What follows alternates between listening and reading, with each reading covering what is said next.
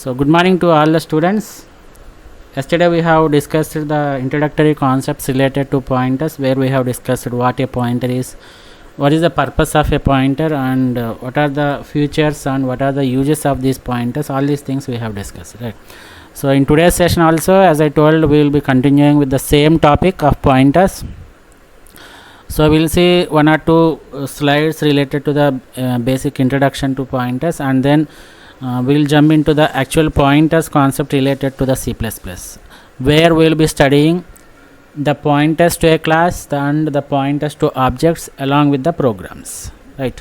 So this is how we are going to do in this particular session, right? So coming to other part, so continue with the same topic of yesterday, that is the pointers.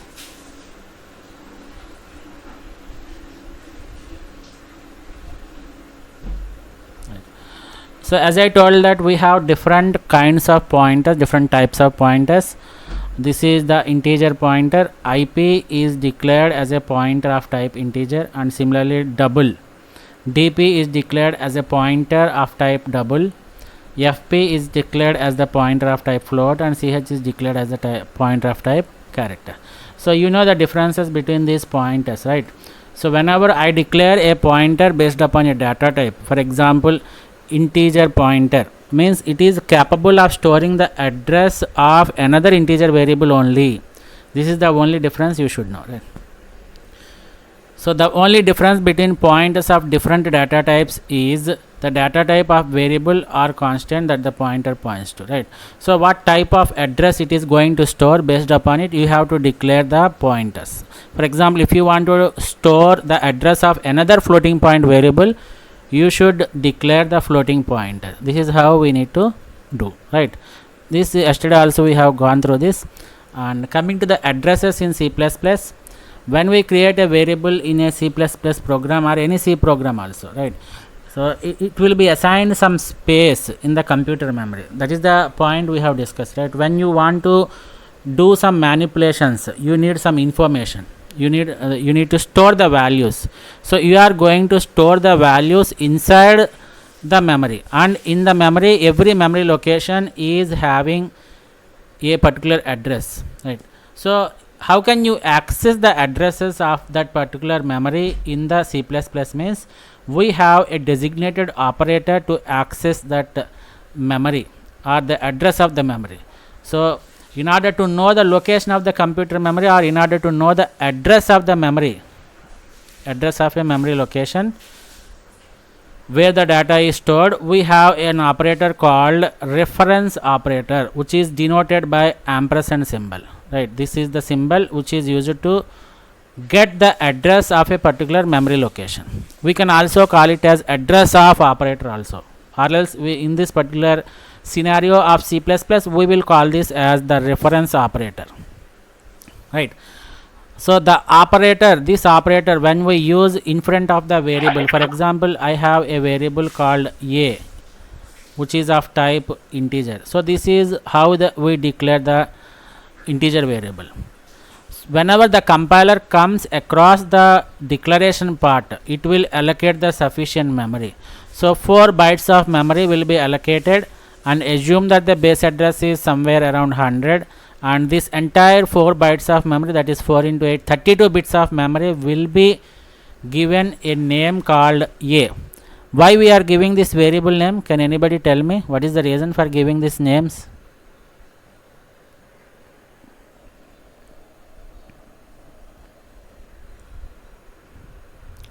Can anybody please tell me why we are giving this variable names, or why we are giving this identifier? We can also call the names of variables as identifiers. Can you hear my voice? Yes, sir. Yeah, tell me why we are giving names. To access the memory easily, sir. Super, right? So we have the addresses. We have addresses for each and every memory location, but it becomes somewhat complex in nature to deal with the addresses. Why? Because as I mentioned here, the addresses are not the decimal values. The addresses that are stored in the memory location or addresses that we use are in the hexadecimal notations. This is very important. So you may get a question like, what is the format of an address? You can simply say that the format of an address is a hexadecimal notation, but for our convenience we are denoting the memory addresses using the numbers or integer numbers such as 100, 200, just for our understanding purpose, right? So we can access that particular memory location using the addresses. That is the first point we have to know, right? You can access this location by using this 100 address, right? But as I told that the accessing of memory values or the values in the memory locations using addresses will be somewhat difficult to program. Why? Because the hexadecimal notations are involved. So for that purpose, what we people are doing is we are giving an alias name for these entire 4 bytes of memory locations. That alias name is nothing but the variable name, right? So instead of calling these memory locations 4 bytes of memory locations using the base address 100, we will call the entire 4 bytes of location with a simple name which is convenient for us, right? So if I, for example, assume that I have stored a value of 1056 inside this A. Okay, now how can I access this value? There are 2 ways. One is I can access these memory locations using the variable itself. So when I say cout of A, then the value of 1056 will be printed. But there is other way to access it by making use of the addresses, right? So how can I get the address of A? By making which operator is used to access the address of a variable? Reference operator. Reference operator, right? Or else we can call it as the address of operator also, but as in this scenario we will be using the concept called as reference operator. So when we make use of the reference operator, what is the syntax means? You have to use the reference operator ampersand before the variable name. So if I want to get the address of this A, I will just put the ampersand symbol before this A. This is how I access the address of a particular variable, right? So if I write a statement like cout of address of A, reference of A, so this particular statement will print the address of A. The address here which in our example is 100, but when you actually print it in the programming part, you will get the hexadecimal notations, right? So this is how we access the address part of a particular variable, right? So x is a variable. If x is a variable, address of x or reference of x returns the address of the variable. This is what we have discussed, right? Next, other than this reference operator, what is the purpose of reference operator? Just now we have discussed it. The purpose of the reference operator is it accesses the address of the particular variable, right? If I want to know the address of a variable, you can simply access it by using the reference operator. You place the ampersand symbol before the variable name, then the reference it will return the address of that particular variable. But there is another operator called the indirection operator, which is denoted by this star symbol, right? We call it as a dereference operator. Reference and dereference. Reference means we will get the address, and dereference means we will get the value. This is very important. So reference means it is the address, and dereference means it is the value. So whenever you want to get the value of a particular variable, you can either make use of directly the variable name A, or you can also make use of the pointer variable star ptr, right? When I make use of this dereference operator, I can get the value present at that particular variable, right? So the dereference operator is denoted by star, which helps us to get the value that has been stored in the memory address. But coming to the reference operator, which is denoted by ampersand, it returns the address of the variable, right? So for example, if we have a variable given by the name num, which is stored in the address 0x234, as you can observe that the address is denoted by a hexadecimal notation. How can you identify that this is a hexadecimal notation?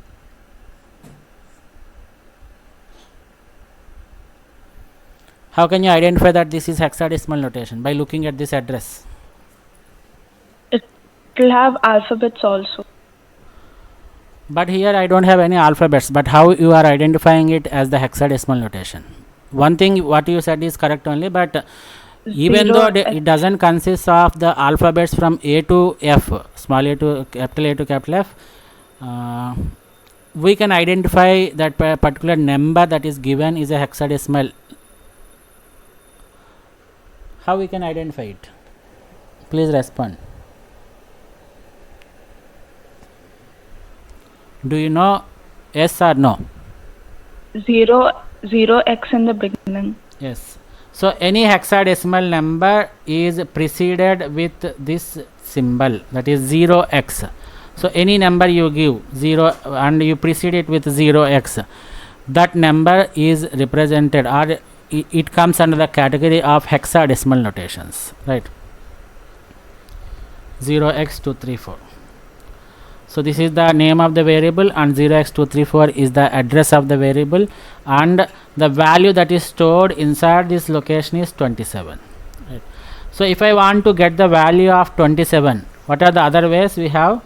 You can make use of the num, that means C out of num you can use, or else you can make use of the dereference operator, right? So dereference operator of this address gives the value of 27. But when I want to know the address of this variable num, I can make use of the reference operator address. So this particular slide is given just to know that there are two different operators which we can make use of it, them in the concept of pointers. One is reference to get the address, and another one is the dereference to get the value. Is it clear up to this point? Yes, so Right. So this is a simple C++ program. We are not going to use any type of classes here, right? We are just starting our program with the main function, and I have declared a value variable called x with a value initialized to 27, and this is my pointer variable. Why? Because I want to store the address of this x variable. So this is how I store it. IP is equal to address of x.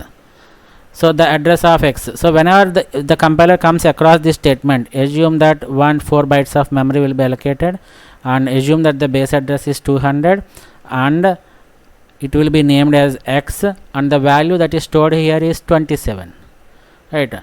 What is this second statement? Is it a declaration or not? Yes, sir. Yes, that is also declaration. So at the point of declaration, the memory will be allocated. Assume that IP is a pointer name, and since the memory is allocated, assume that the memory that is allocated here at 1000 address, right? And the name of this variable is IP, right? And what is that I am storing here? IP is equal to address of x. What is the address of x? It is 200. 200. So IP will be storing 200, which is nothing but the address of the variable x, right? So when I store the address of x inside this IP, what happens is we will assume that this particular IP is pointing to this location. That is the reason why these concepts are called as pointers. So when you store the address inside another variable, you make a pointer from this pointer location to the actual variable location, right? Is it clear up to this point? Yes, sir. Yes, sir. So value of x is printed x. We are just printing the value of x with x. So 27 will be printed, and endl will be executed. That is, it will go to the next line, and value of IP, right? So what is the value of IP here? What is the value that is 200, stored sir. inside IP? 200, It is sir. 200, 200, right? So you have to understand the concepts of the difference between the value of and value at. This is very important. So when I refer to a pointer, these are the two terminologies that can be used with the pointers concept, right? So when I say the value of IP, then whatever the value that is stored inside the memory location of this IP is given, right? But the other thing is somewhat different. It is saying that value at IP. So value at means what is this IP pointing to, that is given, right? So what is this value IP is pointing to? It is pointing 27. to value 27. 27. So value of will return the actual value stored inside IP. Value at will return the value which is stored or which is pointed by this pointer. So it will be returning 27. So you should understand the difference between this value of and value at, right? So that is the reason why the dereference operator star can be also called as the value at operator. It is also called as the value at operator, right? So what is the value that is printed here? 200, sir. 200, 20, right? 200. So value of star IP means value at IP, like that you can read, right? Value at IP. So when I say value at IP, it will print the value which is pointed by this pointer. So the IP is pointing to the 200 locations and the value that is present at this 200 is 27. So value at IP, it is again printing 27. Is it clear? Yes, sir.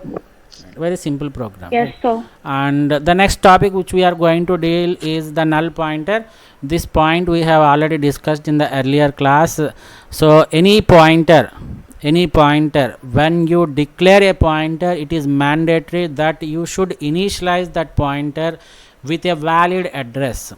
And if the user or the programmer does not have a valid address to be assigned to the pointer that is created or declared, then you make it a habit to initialize the pointer to a null value.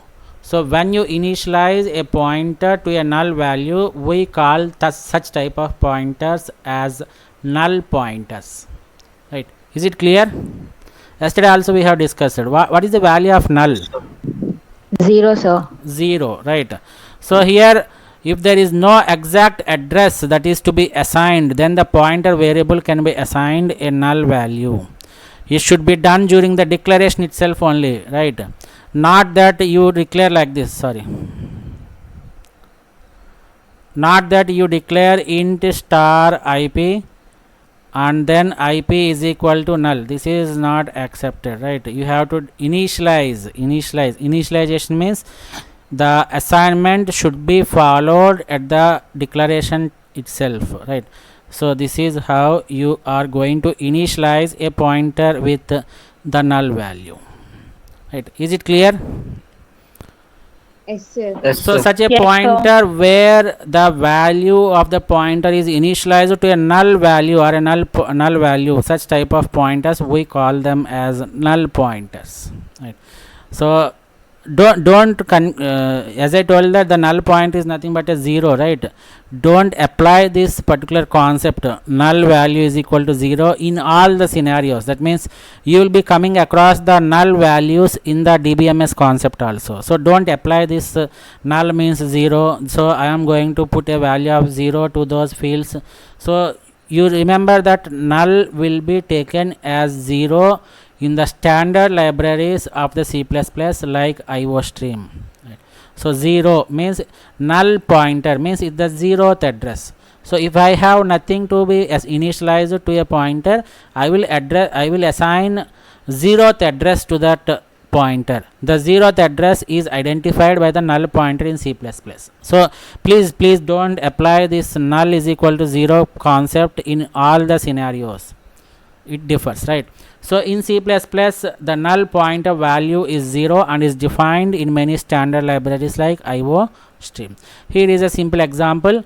This you people know IOStream, and this is std, we know, and I start my program with main, and here is I have declared or initialized a null pointer. So this is the declaration int star IP, where IP is a pointer variable to the type integer and it is assigned a value null. So this IP is called as the null pointer. Am I right or not? Yes, sir. Yes, sir. So if I print this cout value of IP is equal to IP, so the value I get is 0. Right. So this is a simple example to illustrate the null pointer concept. Are you clear about this point? Yes, sir. Yes, sir. Right. Now this is important concept. We are now entering into the actual concept of the pointers to a class, which is exclusively related to the object-oriented programming system or C++. Right. As I told that you can create a pointer to the fundamental data types such as integer, float, character, double. Like that, you can create pointer to any type. You can create a null pointer. You can create a void pointer. Like that, there are a number of pointers. Similarly, as you create a pointer to a fundamental data type like int, char, float and double, you can also create pointers to the user defined data types such as structures, unions and classes. We have already learned the concept of creating a pointer variable to a structure. We know how to create a pointer variable to a union. So in this C++ concepts, we are going to learn how to create a pointer to a class, right? So previously we have discussed what is the need for creating a pointer to class, where exclusively we will make use of this pointers to a class. Anybody please respond. Upcasting. Upcasting and abstract classes. Super, right?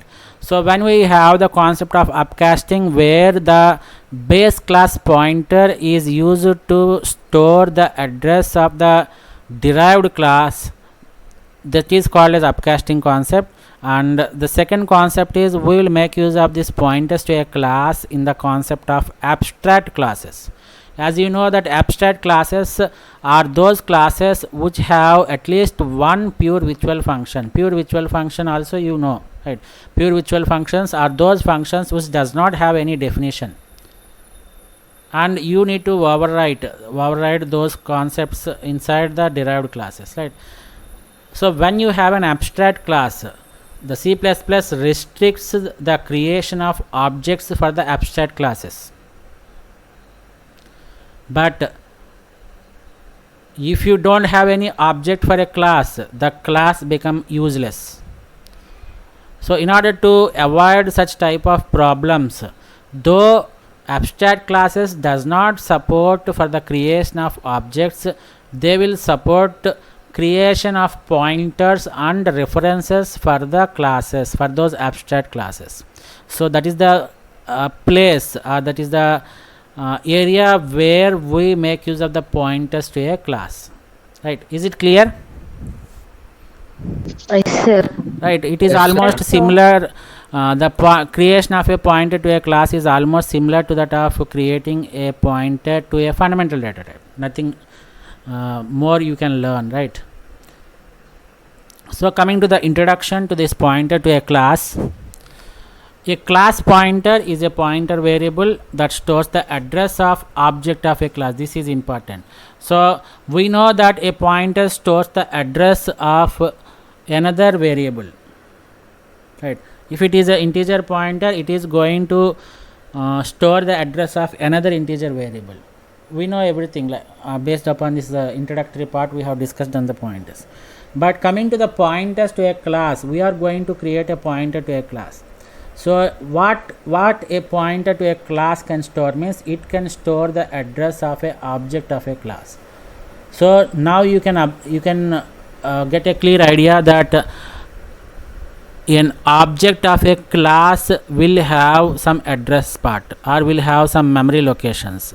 So if they have memory locations, they will definitely have the addresses. So if I want to store the addresses of those objects, then I can make use of a pointer to a class. This is important. Is it clear?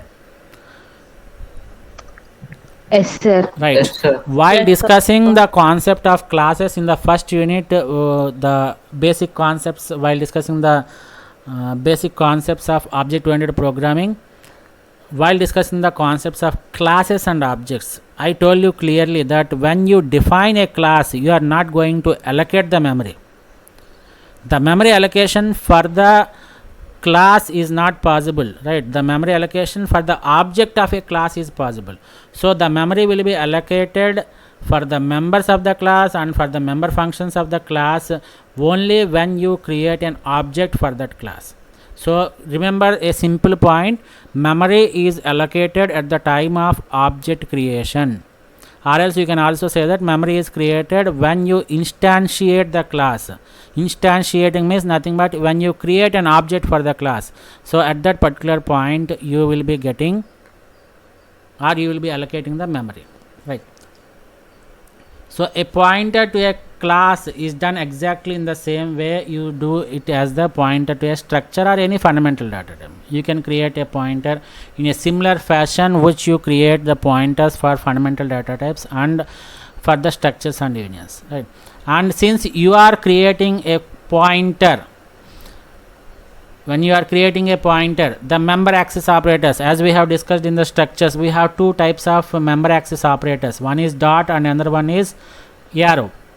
So the dot operator is used when you want to access the member of a particular class or structure using the object, right? So the syntax will be object space object dot member,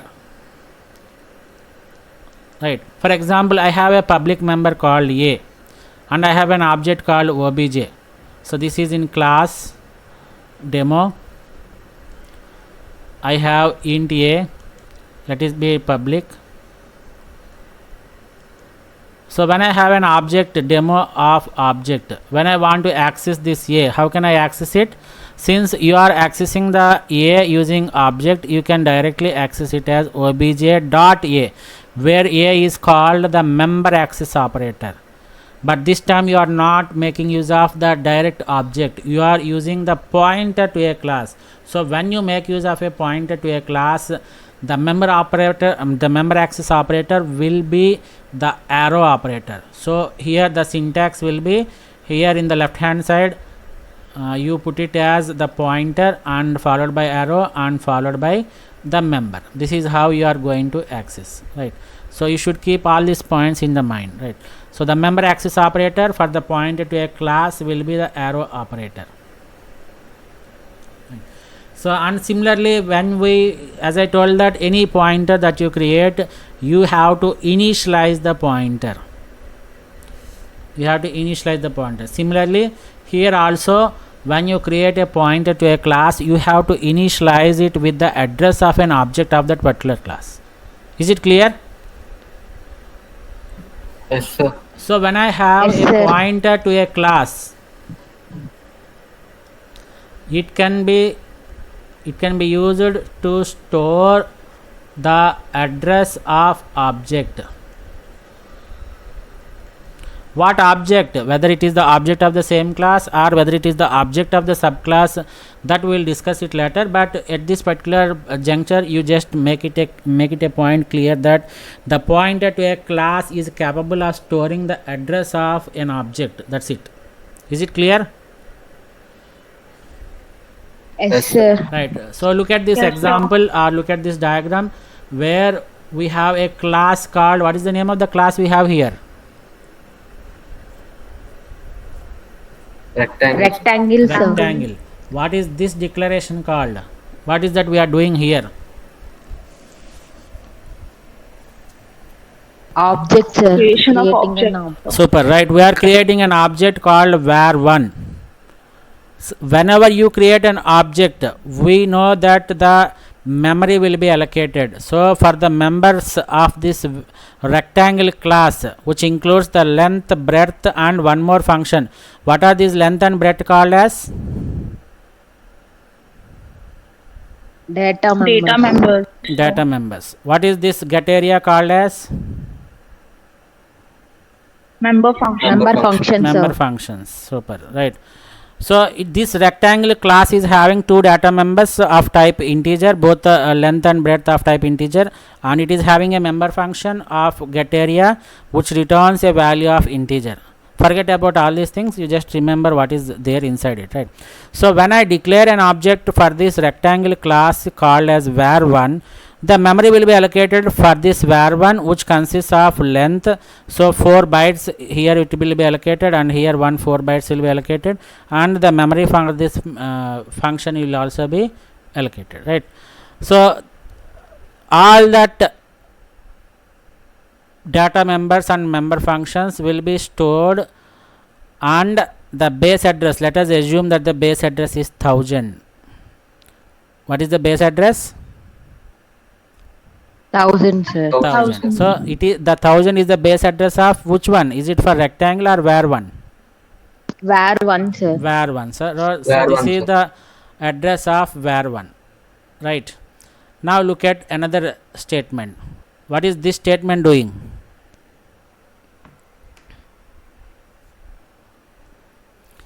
What is this statement doing? Please tell me. Storing Pointer the address declaration. of var1.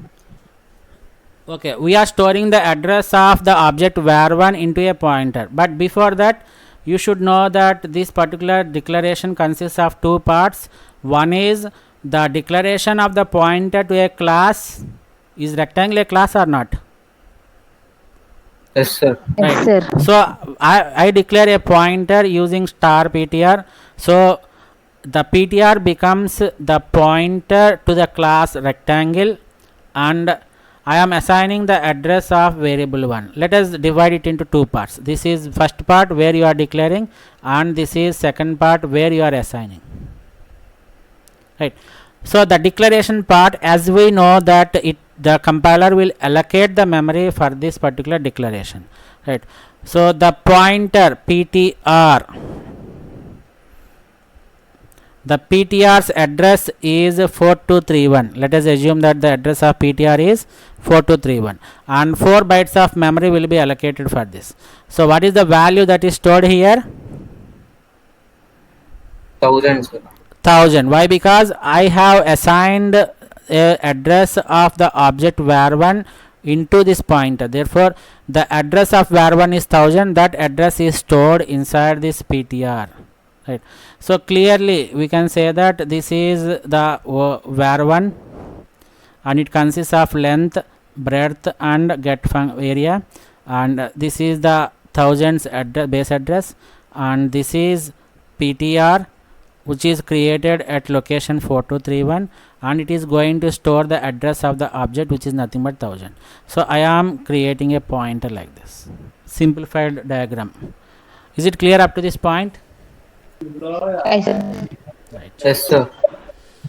So here is an example of creating a pointer to a class, and how we are going to store the objects of the class inside the pointer, and how we are going to access the member functions or data members from the class, right? So you know very well about all these points. So what is this hash include iostream, and you know this, what is the name of the class that I have created? Box. Box, sir. Box. Right. Super. Right. What is this one?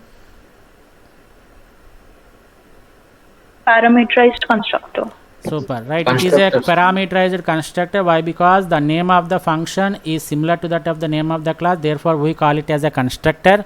That is first part.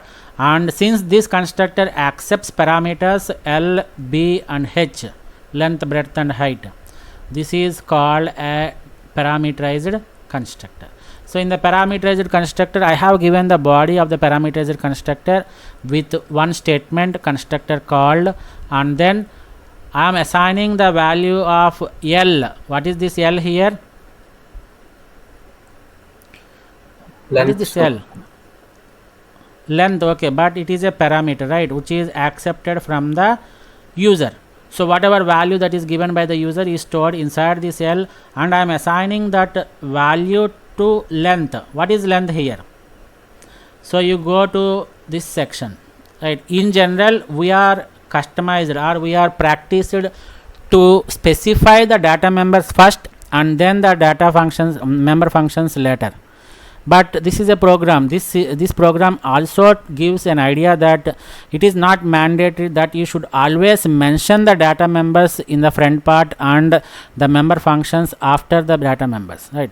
The positions of the data members and the member functions can alter. So we can have member functions after this data members. Is it clear? Yes, sir. So Yes, I am sir. assigning the value of L, which is given by the user, to length, which is a private data member of the class box. Similarly, I am assigning the value of B, which is given by the user, to the breadth, which is a private member of class box. Similarly, H is assigned to height, which is a private member of class box. So this is how I have defined the constructor. Now coming to another member function. This is another member function, right, where I am creating or where I am calculating the volume of the box. So I have defined a member function with name volume, which returns a value of double. So the definition of the function which I have written is return of length star breadth star height. So what are these length, breadth and height? Data members, sir. Those are the private data members of the class. This is how I have defined the class. Now I am ready with my class. So this is the user defined data type I have created, called as box. Now coming to the main part, what is this statement called? Creating an object, sir. Super, right. You are creating an object and at the same time you are invoking the parameterized constructor. Right. So when I create an object like this, by default the constructor will be invoked, but the default constructor or the parameterized constructor is not default. The parameterized constructor which I have created will be invoked by this internal declaration. So the length part of box 1. So when I create this one, box 1 is an object which is created at some particular memory location. Assume that this is box 1 and the base address is 1000. Let us assume like that, right? And what does this box 1 consist of? Length, breadth and height, sir. Length, breadth, height, and similarly it also consists of the member function volume, right? Similarly the second statement, box space box 2. So another object will be created with the name box 2. Assume that the base address is 2000. So it also consists of the private data members length, breadth and height. In addition to these three data members, it also consists of the volume, which is a member function of this class, right? So what about the third one? Pointer to class. Pointer Sir. class, sir. Super, right. We are creating a pointer to a class box. So this is also a declaration. Therefore memory will be allocated for this. What is the name of the pointer? Box, sir. It's not Pointer box, box. PTR box, right? So this PTR box will also have the address. Assume that the base address of this PTR box is 5000, right? So once I create a PTR box which is a pointer to a class, I should assign it with a valid address of an object. So I can store address of the object box 1 or I can store the address of box 2 also. So coming to the fourth statement, PTR box is equal to reference of box 1. So I am going to store the address of box 1 inside this PTR box. What is the address of box 1? 1000. 1000. I will sir. store here. When I store like this, I am making a pointer to point to this location, right? Now when I create this box 1, what is the value of length I have? 3.3, sir. 0.3, sir. Super, 3.3. What is the value of breadth? 1.2. 1.2, What is the sir. value of 1.2. height? 1.5. 1.5. Tell me the 1.5. length, breadth and height of this box 2. 8.5. 8.5. 8.5, 6.0 and 6.0 2.0. and 2.2, right? So this is how the address of the object box 1 is stored inside PTR box. Now I am going to print the volume of the box 1. So cout volume of box 1. So I will get the statement as like this, volume of box 1 like this, and this is how I am invoking the member function of Which object? Pointer box. Box 1, sir. Super. It's not pointer box. Those who told is pointer box is wrong answer. Why? Because we cannot invoke a function that belongs to a object. Do I have a volume function of box 1? Yes, sir. Yes, sir. Do I have volume function for box 2? Yes, sir. Yes. Yes, sir. So when I want to invoke this volume function, I can do it only by the object box1 dot volume. That is one scenario you can make use of it, right? You can simply make use of box1 dot volume, right? But what I am doing is, instead of using the object directly, I am using the pointer to a class where I have stored the address of box1. So as I told that we have two member access operators. One is dot. When you are accessing the member function using the object, you can use the dot operator, but when you are using the member function using a pointer, you have to use the arrow operator. So up to here I am clear. Volume. Yes, But sir. what is the left part? It Yes, should sir. be. It should be a pointer to a class. Pointer to. PTR box. But this pointer is pointing to which location? It is pointing to box 1. So it is indirectly saying that we are going to invoke box 1, volume of box 1, right? So it will invoke this function and it will calculate 3.3 star 1.2 star 1.5, and the value will be returned and is printed here. Now the same set of statements we have. Now what I am doing, I am making use of the same PTR box which is created at 5000 only.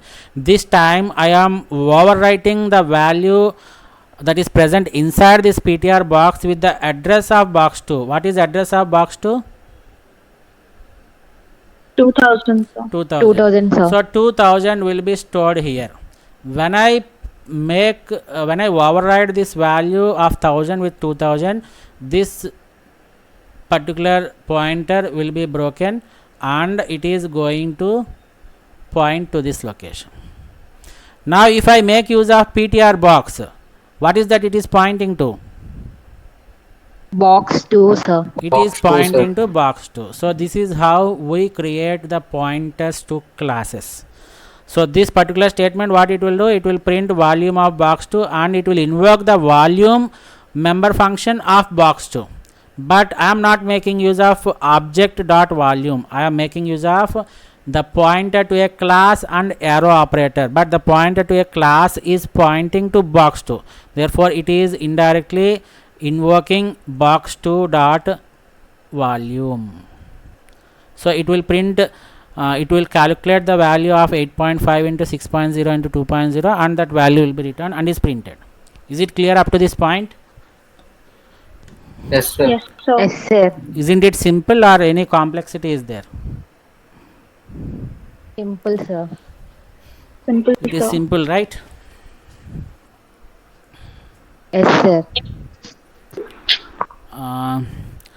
So let us stop our discussion here. Why? Because the next topic which we are going to discuss is pointer to objects and this pointer, right? It almost takes one complete class. So if I start now, it will not be completed and I need to stop it in the middle, right? Tomorrow I need to again start it from the scratch. So let us stop our discussion here.